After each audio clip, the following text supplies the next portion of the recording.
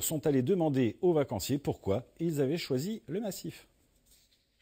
Le constat est clair, l'enneigement reste assez limité. Malgré cela, il y a du monde cette semaine. On parle d'un taux d'occupation de près de 80%, même s'il s'agit surtout de courts séjours. Ils ne seront pas là toute la semaine, ils vont faire venir 2-3 jours. Ils vont quand même aller skier une journée, vu que le domaine n'est pas ouvert complètement. Les autres jours, ils vont faire d'autres activités, ils vont quand même rester ici. L'Office du tourisme de la Bresse est donc pris d'assaut pour rechercher les bonnes activités à faire. On a vu la confiserie, le parc des Lamas, une romerie à visiter, c'est bien. Avec dégustation ? Voilà.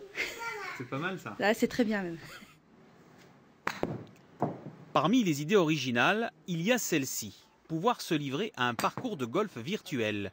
Les gestes sont exactement comme pour de vrai.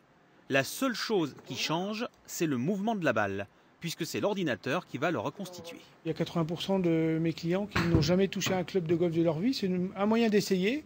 L'avantage, c'est qu'on ne perd pas sa balle, déjà.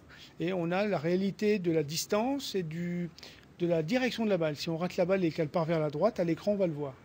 Mais pour ceux qui souhaitent profiter de la montagne, il y a aussi ceci, qui du fait de la météo, reste possible. Pour se déplacer, tout va se passer avec le poids du corps. Si je me penche en avant, ça avance. Si je me penche en arrière, ça recule. C'est des balades sans effort, il y a juste à se laisser guider et on a les impressions de faire du ski, mais sauf que c'est sur des roues. L'agenda de Pierre est déjà bien rempli, mais il lui reste encore des possibilités pour permettre aux vacanciers de revenir de leur séjour dans les Vosges sans le moindre regret. Les chiffres du chômage pour le mois de novembre ont été publiés aujourd'hui. Dans le Grand Est, le nombre de demandeurs d'emploi s'établit à 295 600, un chiffre qui marque une décrue par rapport au mois d'octobre, moins 0,5%.